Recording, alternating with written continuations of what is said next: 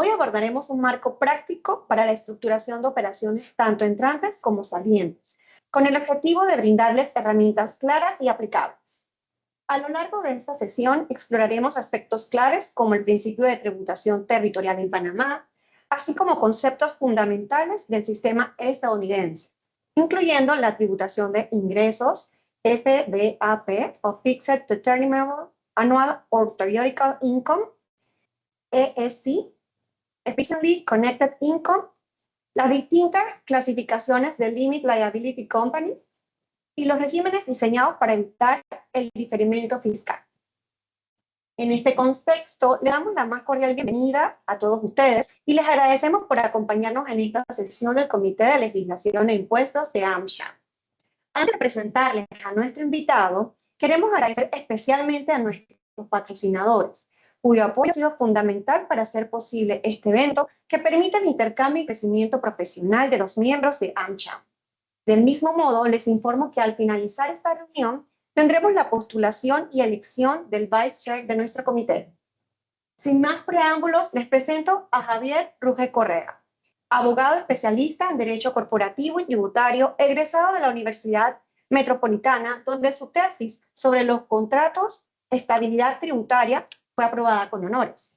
Enrolled Agent en Estados Unidos, facultado por el Departamento del Tesoro para brindar asesoría fiscal en materia estadounidense y representar clientes ante el IRS. Cofundador y CEO de Rothbard Group, firma enfocada en asesoría corporativa y planificación tributaria transfronteriza, y de su promotora oficial Rothbard Global, donde lidera el desarrollo de soluciones estratégicas para clientes con operaciones internacionales. Casi una década de experiencia en el ámbito corporativo internacional, con experiencia en bufete de abogados en el sur de Florida y firmas de consultoría en múltiples jurisdicciones, incluyendo Estados Unidos, Suiza y Hong Kong, así como también empresas familiares y multinacionales. Ha asesorado a empresas de diversos sectores, incluyendo e-commerce, servicios profesionales y SaaS, así como a compañías con operaciones internacionales entre Estados Unidos y otros países, estructuras corporativas con subsidiarias en el exterior y family office. Javier, bienvenido, la audiencia es tuya. Muchísimas gracias. Bueno, gracias a todos. Entonces, si me escuchan bien allá en la parte online, ¿todo bien? Sí, perfecto. Bueno, gracias a los que están aquí presencial y gracias a los que nos acompañan online. De verdad, yo quisiera presentar este tema porque me parece sumamente interesante. Yo creo que evidentemente las oportunidades que existen con el mercado americano son enormes, dado que es el mercado de consumo pues, más grande del mundo, dependiendo de cómo lo midas. Por supuesto, China ha alcanzado ciertas métricas, pero sigue siendo el mercado de consumo que combina los dos elementos de volumen y de calidad. Es decir, tenemos millones de consumidores y millones de consumidores que tienen un poder adquisitivo por encima del promedio mundial, lo que hace que para cualquiera y para cualquier empresa en particular que opere en casi cualquier sector económico, pues es sumamente interesante poder comercializar sus productos y ingresar al mercado estadounidense. En este caso nos vamos a enfocar principalmente en la perspectiva de empresas panameñas que estén buscando ingresar al mercado estadounidense. En otra oportunidad tal vez tendremos la opción de explorar el sentido contrario, es decir, empresas americanas que quieran establecerse en Panamá, pero hoy quisiera enfocarme en esta parte, ¿no? ¿Qué sucede cuando tenemos una empresa aquí en Panamá que tiene pues vocación exportadora, que aparte creo que es algo que es muy relevante para Panamá porque Panamá tiene una economía muy orientada a la exportación, sea a través de las zonas francas o sea a través de su sistema territorial general que brinda tantísimas opciones y tantísima flexibilidad para las empresas que están con una vocación hacia el exterior.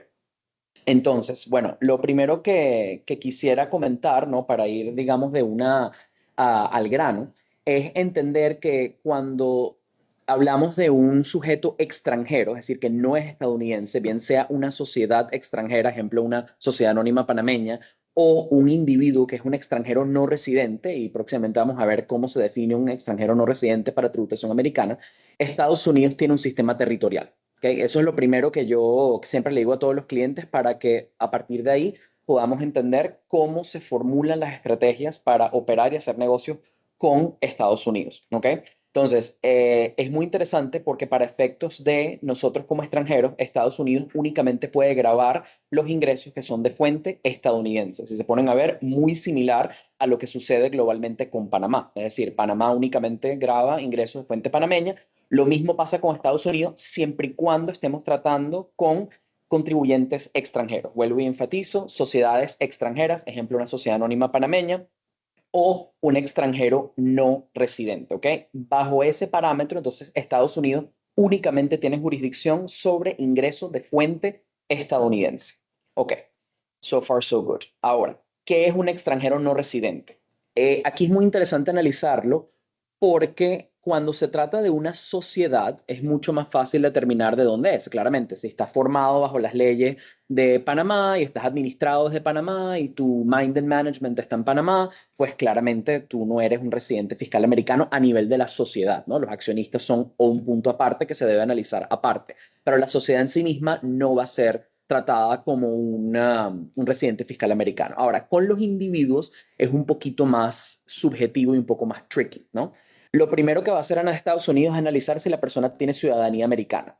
Para aquellos que tal vez no lo sepan, en Estados Unidos la residencia fiscal está atada a la ciudadanía. Por ende, aunque tengamos un ciudadano estadounidense que viva en el extranjero, que nunca haya pisado suelo estadounidense o que nunca vaya a Estados Unidos en su vida, él va a seguir siendo residente fiscal estadounidense. Entonces, un ciudadano americano que viva, por ejemplo, aquí en Panamá con la Pensioners Visa, o sea, inversionista calificado y esté desarrollando toda su vida en Panamá, esté casado aquí en Panamá, etcétera, pero es ciudadano americano, él no va a calificar como extranjero no residente. Contrariamente a lo que sucede, como por ejemplo los canadienses. Un canadiense que efectivamente salga de Canadá, pague su departure tax, haga su última declaración de impuesto en Canadá y se muda a Panamá, él sí va a pasar a ser un residente fiscal panameño y ya no va a tener ninguna obligación en Canadá, salvo que tenga ingreso de fuente canadiense. Eso ya es un análisis distinto. Para los americanos eso no sucede. El americano siempre va a estar en una situación en donde va a ser un dual tax resident. Va a ser residente fiscal del país donde vive, en este caso, por ejemplo, el que nos interesa a nosotros, Panamá, y va a ser residente fiscal de Estados Unidos y siempre va a tener que lidiar con los dos sistemas, ¿no? Va a estar sujeto a FATCA, al FBAR y a todos esos pequeños sistemas que sabemos que son muy fastidiosos y muy duros, pero bueno, lamentablemente así son las reglas. El segundo punto es si el extranjero, por ejemplo, en caso que no sea ciudadano, si el extranjero tiene un green card. Eso también. Estados Unidos es uno de los pocos países del mundo que ata la residencia para efectos migratorios y la residencia para efectos fiscales. Es decir, automáticamente al tener un green card, no solo eres residente permanente para asuntos migratorios, sino también eres residente para temas fiscales. Un green card holder es prácticamente lo mismo que un ciudadano ante el IRS, con la única salvedad, pero no compete para Panamá porque no hay tratado para evitar la doble tributación, que hay ciertos casos en los que un green card holder sí puede usar el tratado de doble tributación para poder romper la residencia fiscal con Estados Unidos. No todos los países lo permiten. Si mal no recuerdo, uno de los mejores ejemplos de tratado que sí lo permite es el Reino Unido. Hola, buenas, bienvenida. Es el Reino Unido. Pero globalmente hablando, un green card holder siempre va a ser un residente fiscal estadounidense, al igual que un ciudadano con, como les digo, ligeras diferencias. Después, el último punto es el punto en que realmente la mayoría de mis clientes han accidentalmente activado la residencia fiscal estadounidense, que es el test de presencia sustancial. La mayoría de las personas en el mundo están muy acostumbradas a decir, yo no he pasado 183 días en ese país. Okay, yo no he pasado más de 6 meses en ese país y por ende no tengo por qué preocuparme. De hecho, aquí mismo en Panamá, aquí mis colegas panameños pueden confirmarlo, la ruta más fácil para tú obtener la residencia fiscal clara y neta es pasé 6 meses más un día en Panamá. Estados Unidos, porque el IRS siempre es como es y les gusta complicarnos la vida porque son así, ellos miran 183 días, pero con una fórmula que mide los últimos 3 años. Es decir, ellos no miden únicamente el año actual, sino que ellos van a mirar, por ejemplo, ahorita estamos en 2026, ellos van a mirar 2024, 2025 y 2026. Pero además la fórmula es ponderada. La fórmula va a contemplar un sexto de los días que tú pasaste en Estados Unidos en el año 2024, un tercio de los días que pasaste en Estados Unidos en el 2025, más la totalidad de los días que pasaste en el año actual, es decir, en este caso 2026, para después sacar una cuenta y en función de esa cuenta, si pasaste de los 183 días, entonces ahí eres residente fiscal americano. ¿Cuál es la consecuencia de esto? Que alguien yendo con una visa B1, B2 o con un ESTA o con una visa de no migrante E2 o L1A, algo así, puede fácilmente, sin necesariamente pasar más de 183 días en Estados Unidos, puede ser residente fiscal accidental en Estados Unidos, por lo que tampoco calificaría como extranjero no residente. Entonces, como pueden ver, toda esta estructura que vamos a conversar ahorita y toda esta estrategia se basa en que alguien claramente no sea ciudadano americano, no tenga green card y además que mida precisamente si efectivamente ha activado o no el test de presencia sustancial. Cabe destacar, aunque no lo puse en esta lámina, en este caso porque no compete para Panamá, pero para aquellos que son residentes de países que sí tienen un tratado de doble tributación con Estados Unidos, o para evitar la doble tributación con Estados Unidos, hay herramientas adicionales, tienes las cláusulas de los tratados que van a gobernar la residencia fiscal. Cabe también enfatizar que no aplica a los ciudadanos. Tengo muchos ciudadanos americanos que me dicen, oh, pero yo vivo en Barbados, pero yo vivo en, por ejemplo, Venezuela, yo vivo en X país que tiene un tratado. Bueno, Estados Unidos ha colocado cláusulas que se llaman savings clauses en todos sus tratados que le permite a Estados Unidos hacer que sus ciudadanos tributen como si el tratado no existiese. Entonces, salvo para elementos muy, muy puntuales que han sido considerados excepciones, los tratados son por no tener una mejor palabra, son prácticamente inútiles para los ciudadanos americanos a nivel de romper la residencia fiscal, o que pueden ser útiles para otras cosas, pero para eso efectivamente no. Los ciudadanos americanos siempre, aunque vivan en una jurisdicción contratada, van a ser residentes fiscales estadounidenses. Ok, entonces, si hemos establecido que una sociedad extranjera o un extranjero no residente efectivamente solo paga impuesto en Estados Unidos sobre el ingreso de fuente estadounidense, porque aplica un sistema territorial para estas personas y estas sociedades, bueno, vamos a enfocarnos en entender qué es un ingreso de fuente estadounidense para un extranjero. Lo primero que tenemos es el FDAP. Ya Ivette lo definió, son muchísimas palabras, yo prefiero usar las siglas, es más corto. Para hacer un resumen bastante, digamos, directo, simplificado, pero que les deje una idea clara, el FDAP generalmente son esos ingresos atados a inversiones pasivas que uno va a tener en Estados Unidos.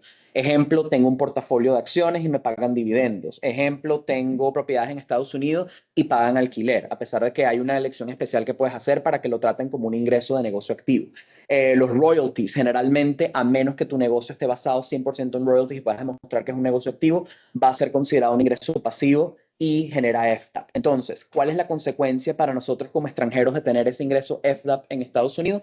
Muy fácil. Primero, no se permite ningún tipo de deducción. Tú no puedes decir, oye, mira, es que yo incurrí en gastos porque mi canal de YouTube, porque esto, porque lo otro, salvo que tú logres demostrar que es un negocio activo, y el IRS tiene un threshold bastante alto para eso, simplemente se va a agarrar el monto, el bruto, el gross amount, y se le va a aplicar un withholding tax en la fuente del 30%. En el caso de Panamá no se reduce porque nosotros no tenemos un tratado. En el caso, por ejemplo, de Venezuela, eso se puede reducir al 15%. Barbados también. Hay casos inclusive donde se puede reducir hasta el 5%, pero eso es solamente para jurisdicciones que tienen un tratado con Estados Unidos. Panamá, lamentablemente, hasta ahorita no lo tiene. Entonces, en el caso de nosotros como residentes panameños y sociedades que sean residentes fiscales en Panamá, estamos hablando de un 30%. Aquí no hay mucha planificación que se pueda hacer, salvo ciertos elementos para ver cómo se reclasifica cierto ingreso, pero globalmente vas a terminar pagando. Lo que es interesante es que la plusvalía derivada de títulos valores en la gran mayoría de los casos no cuenta para el FDAP. Es decir, si uno compra acciones de Apple, de Amazon, de Walmart, etcétera, a $100 por acción y los revende a $1,000 por acción, esa plusvalía de $900 pues no va a ser grabada por Estados Unidos. ¿Okay? La única forma en que esa plusvalía de títulos valores de acciones sea grabada por Estados Unidos es que la sociedad a su vez derive la mayor parte de su valor de propiedades y de bienes inmuebles situados en Estados Unidos, por lo cual las empresas que cotizan en bolsa, por lo general, no van a tener ese problema. Ahora, la otra categoría que sí nos compete un poco más a nosotros es el ECI, el Effectively Connected Income, los ingresos efectivamente conectados con Estados Unidos. Esta categoría va a ser muy interesante porque esta es la categoría de negocios activos. Aquí sí nos importa, bueno, yo soy una empresa, estoy haciendo negocios, tengo clientes en Estados Unidos, cuándo efectivamente tengo que pagar impuestos en Estados Unidos y cuándo no tengo que pagar impuestos en Estados Unidos. Esta es la que lo va a gobernar. Entonces, aquí en este caso sí tenemos una renta que va a ser grabada en función de la parte neta, es decir, aquí sí tenemos ingresos que permiten deducciones. Aquí yo sí puedo deducir los salarios, costo de oficina, costo de marketing, porque Estados Unidos entiende que yo estoy engaged en un trader business, por lo cual tengo gastos que son ordinarios y necesarios para mis fuentes de ingreso para mi negocio. ¿Okay? Entonces, en función del tipo de negocio que se tenga, el ECI va a tener diferentes definiciones y lo vamos a ver luego. Y por último, tenemos otro elemento también que es un poco como el Substantial Presence Test, que es un poco como escondido, que es la existencia de un agente dependiente o de una oficina en Estados Unidos. Yo he tratado con clientes y he tenido casos en donde me dicen, oye, pero es que yo según las reglas no debería tributar en Estados Unidos, yo todo el trabajo lo hago en Panamá. Pero ¿qué sucede? Si tenemos un agente en Estados Unidos que está facultado para vender en nombre de tu empresa, para firmar contratos que te representan en Estados Unidos, o tienes una oficina con personal, aunque técnicamente por las reglas puras y duras tu ingreso no debería tributar, esa oficina puede hacer que se reclasifique el ingreso de fuente extranjera a fuente estadounidense. Entonces, eso es otro elemento que hay que tener mucho cuidado. Si hay que establecer una presencia en Estados Unidos por cualquier tipo de operación, sería muy pertinente analizar si esa presencia se puede hacer a través de otro ente y se puede hacer un estudio de precio de transferencia eventualmente si es necesario, que en la mayoría de transacciones entre personas relacionadas pues casi siempre va a ser necesario, o si se puede evitar la necesidad de presencia en Estados Unidos, o si podemos delegarlo a un agente independiente, es decir, alguien que pueda demostrar que está in business for themselves, que el IRS define como alguien que tiene múltiples fuentes de ingreso, alguien que tú no controlas, alguien que muy parecido al test laboral para determinar si realmente estás trabajando por honorarios profesionales o si estás trabajando realmente bajo una figura de trabajo y de dependencia. Básicamente un mismo test o muy parecido se va a aplicar para esto. Si es una persona independiente, no tenemos mayor problema. Si es una persona independiente, si es una persona dependiente, perdón, ahí es donde podemos tener ciertos inconvenientes. Ok, tipos de ECI. Y aquí es donde la cosa viene a ponerse interesante. Estados Unidos tiene diferentes definiciones para qué tipos de ingreso califican como fuente americana. ¿Ok? El primero, que me parece muy interesante para las personas que son residentes fiscales en Panamá, es el ingreso por servicios. Fíjense que, y aquí les puede chocar bastante, Estados Unidos define totalmente distinto dónde está la fuente del ingreso que se genera por servicios versus Panamá. Panamá le importa la sustancia de la transacción, ¿verdad? ¿Dónde surte efecto? ¿Dónde se consume la transacción? ¿Cuál es la naturaleza de la transacción? Estados Unidos no le importa. Estados Unidos le importa dónde estabas tú sentado al momento de realizar el trabajo. Por lo cual, si yo estoy sentado en Panamá y estoy prestando un servicio remoto a un cliente americano, y ese servicio, por ejemplo, es, aquí los colegas abogados, un servicio de asesoría legal, o es un servicio de e-marketing, o es cualquier cosa que se pueda prestar de manera remota, Estados Unidos no nos va a grabar, salvo que tengamos, por supuesto, la oficina o el agente dependiente en Estados Unidos que venda, publicite, etcétera. Entonces, si yo tengo una firma aquí en Panamá, le vendo a clientes en Miami y no tengo a nadie en Estados Unidos, para poner un ejemplo muy fácil, muy clear cut, entonces, de manera segura, yo puedo decir, yo puedo vender a Estados Unidos y no necesito tributar en Estados Unidos. No importa que el cliente esté ubicado en Estados Unidos. Insisto, esto le hace mucho cortocircuito a muchos panameños porque para Panamá sí importa mucho dónde está ubicado el cliente. A Estados Unidos no, a nivel federal. Y vamos a ver que a nivel de estatal puede ser distinto, pero a nivel federal no. Ahora, ¿qué pasa si vendo inventario? Por ejemplo, estoy en una zona franca o soy una empresa manufacturera y vendo bienes muebles, lo que llamaban en Estados Unidos personal property, vendo inventory. Ahí el análisis es un poco más complejo. El IRS va a tratarnos de manera distinta. Por un lado, si yo produzco el inventario, es decir, si yo mismo soy el que manufactura su inventario, o si yo soy una persona que soy un comerciante, es decir, si yo compro el inventario y posteriormente lo revendo. Si yo soy productor, voy a estar en una situación muy aventajada. ¿Por qué? Porque como productor, Estados Unidos va a tomar la fuente del ingreso únicamente como el lugar de la producción. Entonces, si yo demuestro que toda mi producción ocurrió en Panamá y el producto es exportado a Estados Unidos, ya no me tengo que preocupar por más nada. La fuente es, para efectos de Estados Unidos, extranjera y no me toca pagar impuestos en Estados Unidos. Le puedo vender a cuantos clientes americanos yo quiera, puedo tener hasta warehouses en Estados Unidos y a nivel federal, para nivel estatal, vamos a ver ahorita, para nivel federal no debería generar ningún tipo de impuesto, ni ninguna obligación tributaria porque la producción ocurrió fuera de Estados Unidos. Si la producción ocurre tanto en Estados Unidos como en el extranjero, por ejemplo, en Estados Unidos ocurre el último elemento de perfeccionamiento de la manufactura, entonces se hace un prorrateo. Pero efectivamente igual estoy en una situación bastante buena. Ahora, donde sí estoy en una situación un poco más delicada es si soy comerciante. Si yo compro el bien y lo voy a revender en Estados Unidos, ahí sí es mucho más delicado porque Estados Unidos va a tomar como fuente de ingreso la jurisdicción donde la titularidad del bien fue transmitida. Entonces, ¿qué sucede? Yo tengo muchísimos clientes que empiezan a vender por Amazon, por ejemplo, Amazon FBA, y juran y dicen, yo no tengo presencia en Estados Unidos, no pasó nada. Pero como ellos compran en China, por ejemplo, o en Turquía y venden en Estados Unidos, ahí el título, la titularidad del bien está pasando dentro de la jurisdicción americana y ellos sí están generando ingreso de fuente americana, aunque no tengan oficina, aunque no tengan dependientes en Estados Unidos, aunque no tengan empleados en Estados Unidos y aunque lo hagan con una sociedad extranjera. Eso sí va a generar un ingreso imponible en Estados Unidos. Ahora, Amazon FBA es un poco un ejemplo extremo donde tú estás usando los warehouses de Amazon y tienes todo esto de la infraestructura de Amazon. Pero, ¿qué puedes hacer si eres una empresa exportadora? Por ejemplo, y aquí vienen los colegas panameños donde ellos deberían intervenir bastante en asegurarse que sus clientes tengan contratos que establezcan que la titularidad de los bienes se transmite al momento del shipping. Es decir, si yo tengo, por ejemplo, aquí en Panamá la empresa exportadora y yo estoy montando la carga en el barco, y mi contrato establece claramente que al momento de yo montarlo en el barco, que el barco zarpa a aguas internacionales, la titularidad del bien ahora pasa al cliente. Para efectos míos con el IRS, yo le puedo decir, no, mira, la titularidad del bien pasó en Panamá o pasó en aguas internacionales, no pasó en Estados Unidos. Pero el IRS va a aplicar el famoso substance over form, es decir, el principio del fondo sobre la forma. Entonces, ¿qué va a hacer el IRS? El IRS va a determinar si ese contrato efectivamente expresa la realidad de la sustancia económica de la transacción. Ellos van a querer ver que el comprador realmente tuvo en sus manos el riesgo de la pérdida del bien desde el momento en que indica el contrato. ¿Por qué? Porque si por detrás, yo firmo un contrato que establece eso, pero por detrás yo le estoy diciendo al cliente, no te preocupes, si el barco se hunde en alta mar, yo te compenso, yo pago el seguro, yo hago esto, yo hago lo otro, el IRS va a decir, fallas el test de substance over form. En la realidad, la titularidad del bien no pasó. Pasó en papel, en forma, pero no pasó en el fondo. Y esto es uno de los elementos que al IRS más le encanta fiscalizar. Entonces, sí es posible, pero es bastante delicado hacerlo bien y requiere de una buena coordinación con una firma que pueda manejar la parte de Estados Unidos y una firma que pueda manejar, por ejemplo, la parte panameña para la empresa exportadora. ¿Ok? Ahora, el agente dependiente en Estados Unidos sucede lo mismo que les comentaba anteriormente.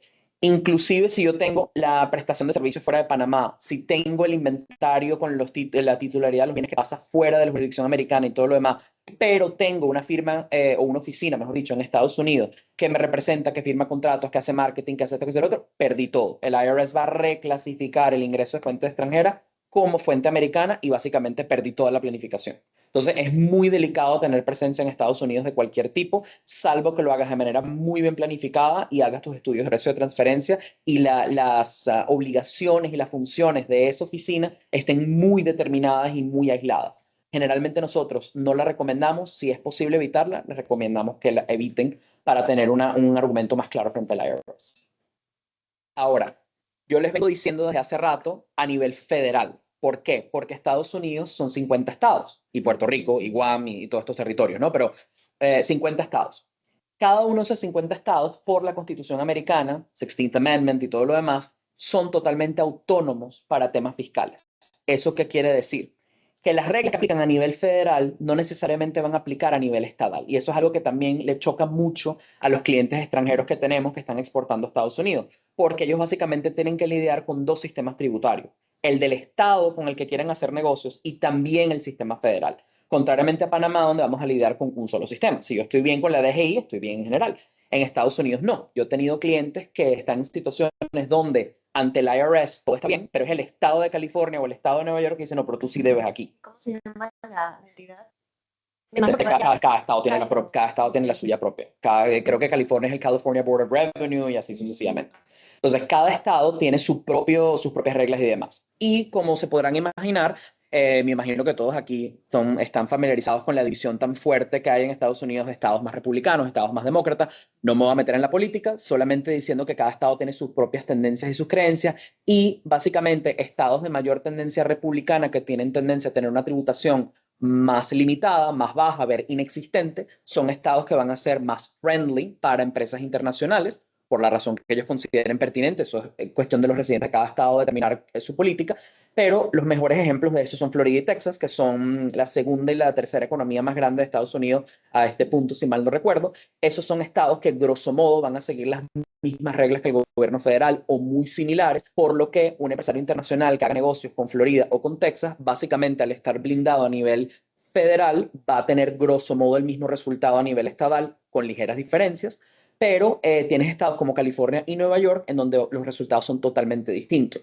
Donde más se ve esto es en la prestación de servicios, mientras que Estados Unidos a nivel federal lo que va a preguntarse es dónde está ocurriendo el trabajo. California sí va a decir mi cliente está ubicado en California.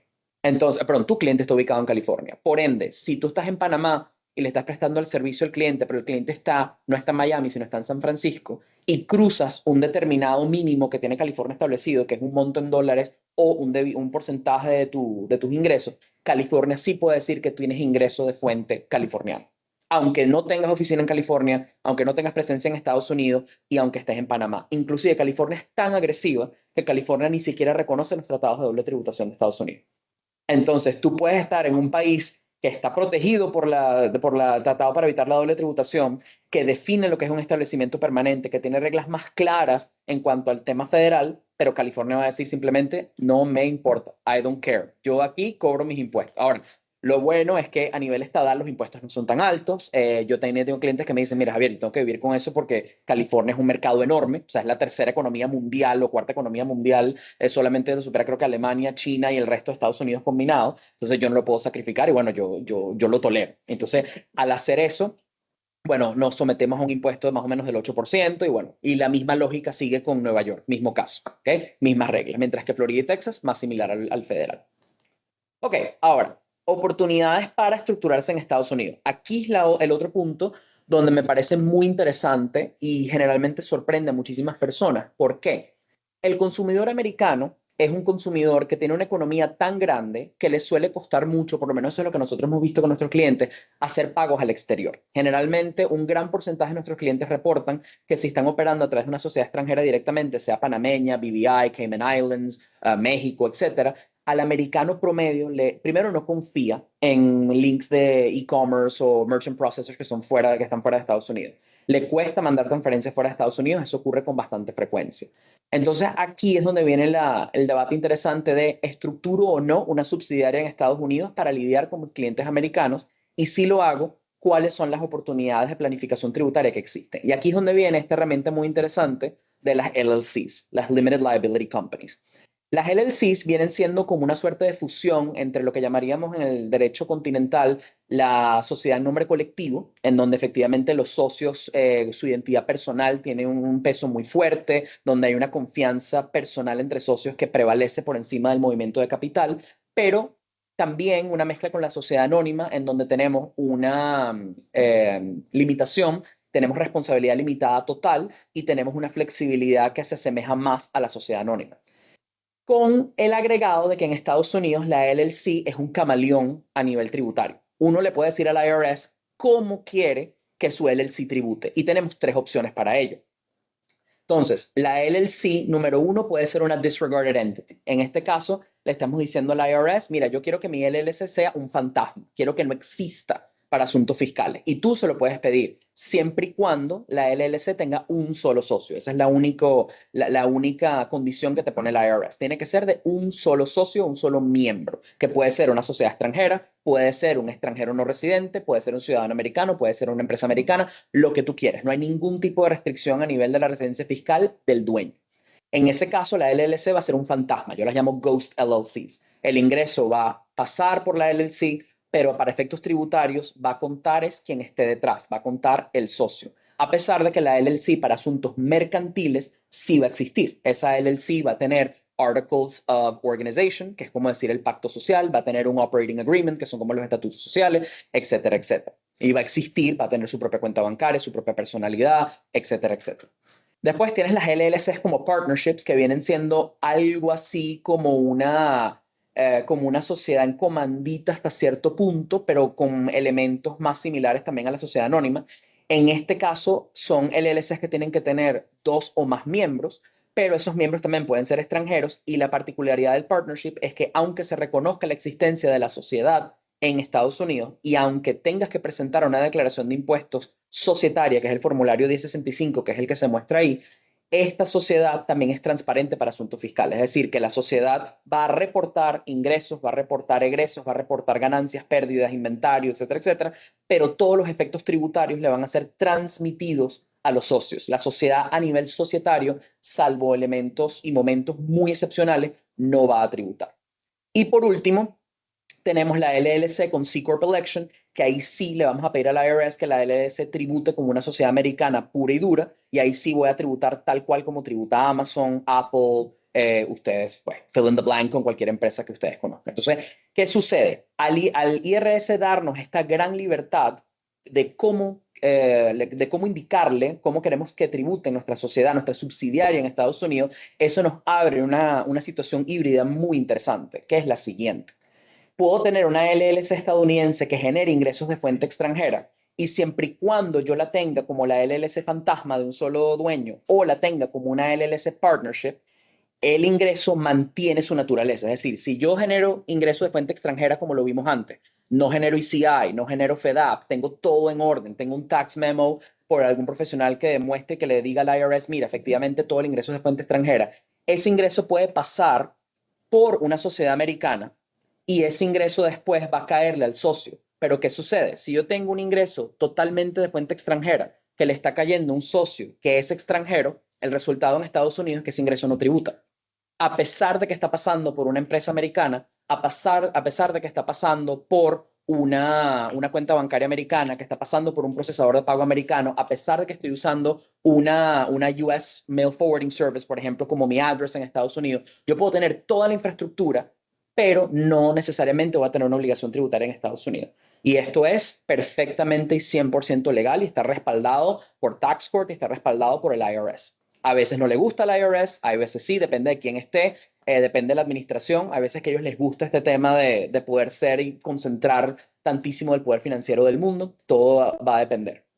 Entonces, esto genera una situación donde puedo tener una holding panameña o puedo tener una empresa que opere en Panamá, que establezca la subsidiaria. Yo puse como ejemplo Florida o Wyoming. Mi estado preferido personal para incorporar LLCs es Florida. Wyoming, en lo personal, me parece que está sobremarketeado y realmente es más el marketing que las ventajas reales que ofrece Wyoming. En algún otro momento les puedo comentar por qué, eso es un tema aparte. Pero bueno, el punto es que cualquiera que sea el estado, lo único que les recomiendo es que sea un estado en donde tengan una tributación favorable. Lo pueden técnicamente hacer también con California y Nueva York, pero van a tener además que lidiar con el Estado que les va a querer preguntar por qué, si ustedes tienen fuente o no fuente, etcétera. Otra cosa, también aclaro que, ¿por qué estoy hablando de estados? Porque las LLC se forman a nivel estatal o cualquier empresa en Estados Unidos se forma a nivel estatal. No existe una empresa federal americana. Es decir, en Estados Unidos yo tengo una empresa de Florida, de Wyoming, de Dakota del Sur, de California, etcétera. Entonces, esa empresa, tenemos la subsidiaria, la estructura que comenté anteriormente y las ventajas, pues para ratificarlas aún más, pueden tener acceso bancario a Estados Unidos, es decir, acceso al sistema bancario de Estados Unidos. Yo sé y estoy perfectamente consciente que una sociedad panameña sí puede acceder a ciertos bancos de Miami que la van a admitir, pero la realidad es que si ustedes comparan las opciones disponibles para sociedades panameñas directamente en Estados Unidos, les van a pedir montos más elevados y van a tener bancos generalmente más pequeños en Estados Unidos que van a tener infraestructura más costosa. Yo lo he comprobado, bueno, Adolfo que está aquí lo sabe, yo he trabajado con esto ya bastante tiempo y he comparado las opciones bancarias y de verdad ir con una sociedad panameña a Miami, si consigues la opción que te abra, estamos hablando de montos, capaz con un buen contacto de mínimo 20,000 o 30,000 dólares, en muchos casos te van a pedir 100,000 dólares de mínimo, te van a pedir fees de mantenimiento, mientras que con una subsidiaria americana vas a poder ir a Bank of America, Chase, Citibank, Wells Fargo, you name it, y el mínimo para aperturar pueden ser 100 dólares. Y los fees son extremadamente más bajos y además de eso tienes acceso a los payment processing americanos directamente. ¿Ok? Ya, bueno, eso básicamente fue eso. Así que bueno, espero que les haya sido útil. Básicamente, evidentemente hay muchos más detalles que hay que tomar en consideración para que toda esta estructura funcione, pero lo que quería era presentarles una abrebocas a que vean que exportar a Estados Unidos es mucho más manejable de lo que parece ser, que a pesar de que el IRS es un monstruo y que sin duda alguna el IRS es una de las agencias tributarias más complejas y más duras con las que uno puede lidiar, existen maneras para que uno como extranjero no residente o como empresa exportadora extranjera pueda acceder al mercado americano sin necesariamente tener que incurrir en tributación americana o si vas a incurrir en ella, capaz solamente a nivel estatal, lo cual te minimiza la tributación a menos de un 10% y te pone en una situación muy, muy favorable. Y creo que es muy compatible para muchas empresas panameñas que capaz gozan ya de muchos beneficios en la zona franca a través del artículo 694 y cuando combinas eso con las reglas americanas puedes estar en una situación donde tienes una tributación muy favorable tanto en Estados Unidos como en Panamá. Pero es vital que ambos países estén coordinados y que tus asesores, tanto del lado americano como del lado panameño, estén coordinados para que goces de los beneficios en ambas jurisdicciones. Y bueno, eso es básicamente. Bueno, muchísimas gracias, Javier. Gracias a ti. Abrimos el espacio entonces para preguntas de la audiencia.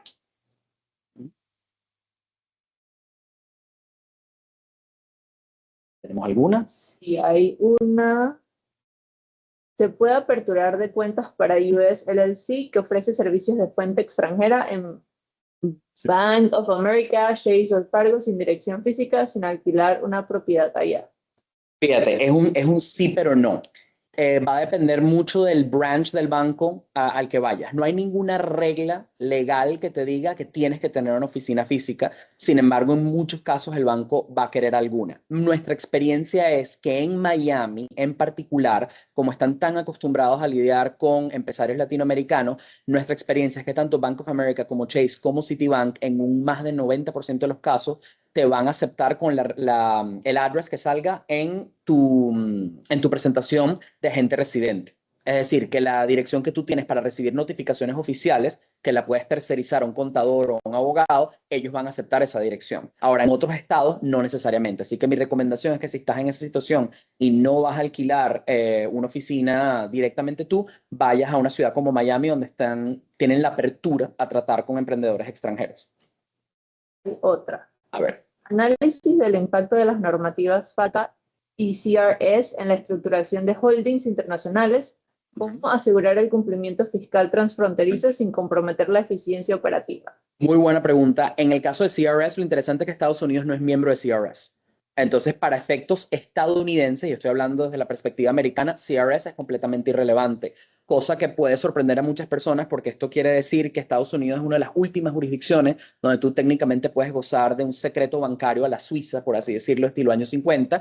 No estoy instando que nadie haga nada ilegal, pero es la realidad. O sea, vas a gozar de mayor privacidad. Evidentemente, la responsabilidad de reportar tu cuenta bancaria va a caer sobre ti, pero no va a haber una transmisión automática de información. Hay ciertos tratados de doble tributación que sí tienen cláusulas de information sharing, pero no se activan automáticamente necesariamente. Va a tener que haber una solicitud, es un proceso un poquito más largo. Entonces, para efectos americanos, CRS ni siquiera entra dentro del análisis. Y para efectos de FATCA, lo interesante es que a Estados Unidos le interesa una cosa muy clara: ¿eres o no eres americano? Si tú llegas a Estados Unidos y eres un extranjero no residente, ahí termina FATCA. Y ahí termina, si eres una sociedad extranjera, ahí termina FATCA. Ellos no les interesa más allá de eso. Entonces, si estás en el campo en el que estás haciendo negocio a través de Estados Unidos, pero tú no eres americano, hasta ahí se quedan ellos y te consideran FATCA compliant. Entonces, a nivel de compliance, usar Estados Unidos puede ser hasta un costo, en este nivel puede ser un costo menor que usar estructuras en otros países. Lo que sí vas a tener es un costo de compliance a nivel de cumplimiento tributario, porque a pesar de que tributas cero, sí tienes que hacer las declaraciones y mantenerte bien todos los años. Listo, no hay más en línea. Bueno, en materia de cumplimiento a mí también me queda Cuenta. la duda, o no sé si la duda, más bien pedirte esa recomendación, porque hemos visto que nos has hablado de que hay impuestos federales, hay impuestos estatales, y supongamos que tenemos una empresa que también tiene que cumplir con el impuesto del otro estado donde esté. O sea, ¿cuáles serían esos puntos más relevantes que tendrían que considerarse para ser 100% cumplidor?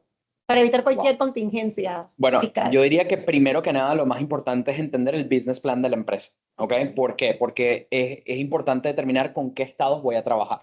Entonces, por ahí yo empezaría. Entonces, el gobierno federal, si vas a hacer negocios con Estados Unidos, no lo vas a poder evitar. Ese va a tener que estar presente siempre. Después, en tu plan de negocios, determinar con qué estados quiero hacer negocios y en función de eso, entonces determinar una estrategia por cada estado. Entonces, por ejemplo, en Florida voy a hacer esto, en Texas voy a hacer esto, etcétera, etcétera.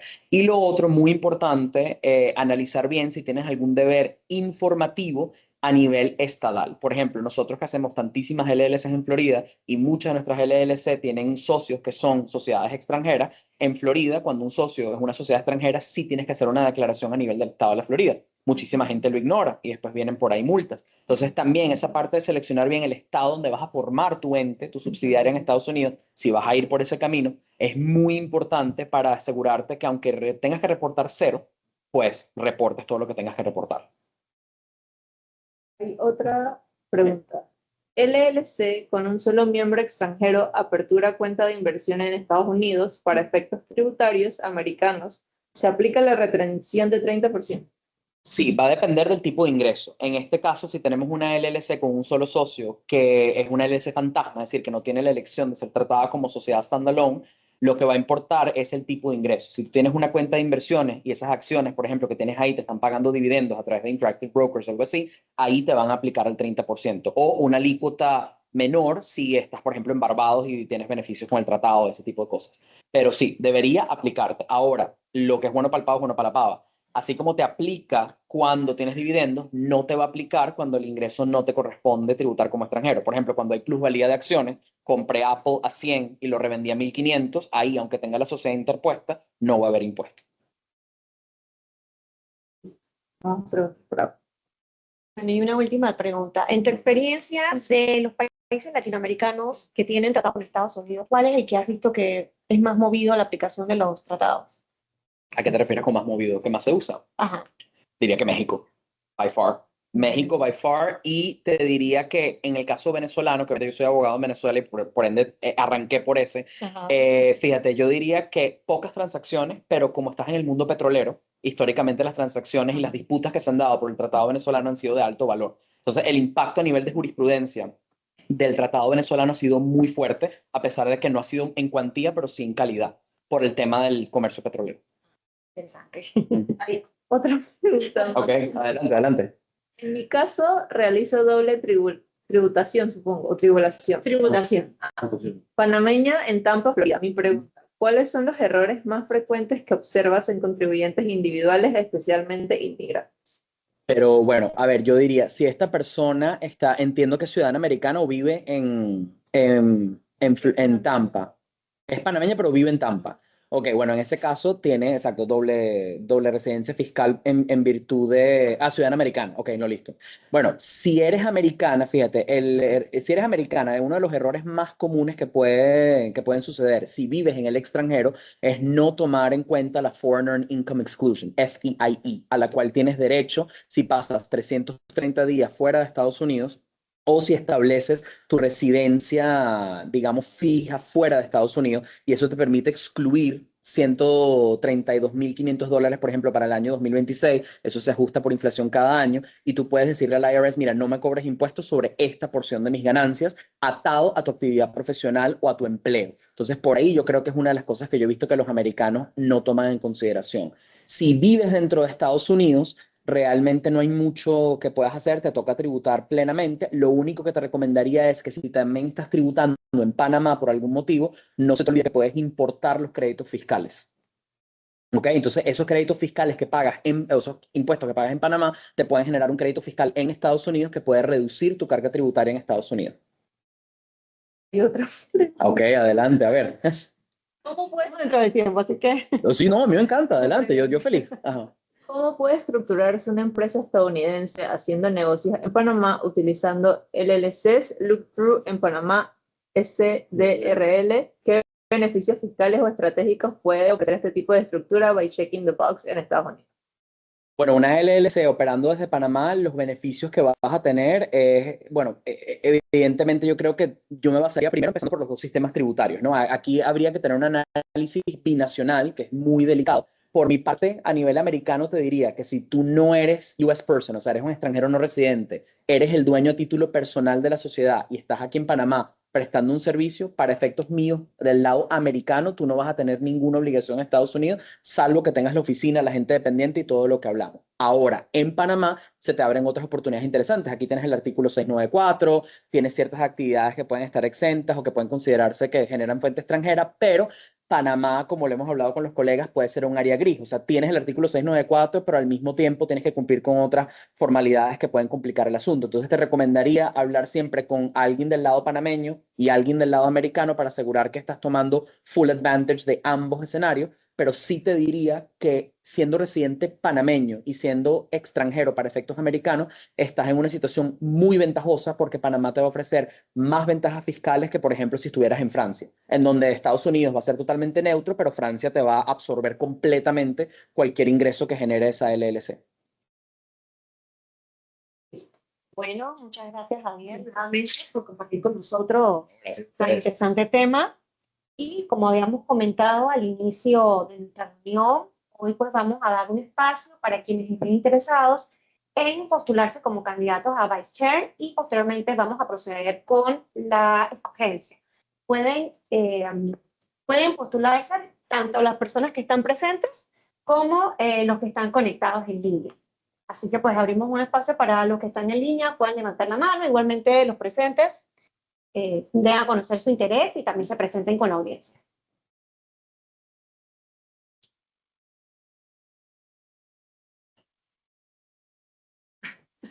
No soy verde, entonces Estamos esperando. empiezo por acá. Bueno, sí, igual eso mi interés en postularme como Vice Chair del Comité pues, de Eliminación de Impuestos. Mi nombre es Madeleine Chalup, soy abogada, tengo igual una maestría en tributación internacional, tengo más o menos 10 años de experiencia en tributario en el mundo legal, en firmas en Panamá. Pienso que AmCham obviamente siempre promueve los espacios para el desarrollo de conocimiento técnico, el análisis crítico y, por qué no, también pues, el networking de grandes profesionales, grandes empresas, así que siempre muy feliz y agradecida de formar parte. Y en esta ocasión, bueno, particularmente también conozco a Ibelice, que creo que va a hacer obviamente un gran trabajo como chair del comité. Y en ese sentido, pues obviamente mi interés de apoyar, de contribuir en lo que pueda y de participar también en esta iniciativa por este año. Así que muchas gracias igual a todos por la oportunidad y por el apoyo. Bueno, más nadie de los presentes, online tampoco. Creo que entonces... Mi voto. Bueno, yo creo que simplemente levantar la mano, los que estaban online y bueno, los presentes también, ¿no? Creo que ya es una elección. Sí. Bueno, pues postulemos el vaso para que por lo menos se haga competir. ¿Quién vota por el vaso? Nadie. Bueno, creo que ya está definido entonces. Tenemos una nueva Vice Chair. Madeleine, bienvenida entonces al comité. Y bueno, ya sabes, trabajaremos juntas este periodo y a ustedes muchas gracias por habernos acompañado y nos veremos entonces en nuestra próxima reunión. Que tengan buena tarde todos. Hasta luego. Muchas gracias.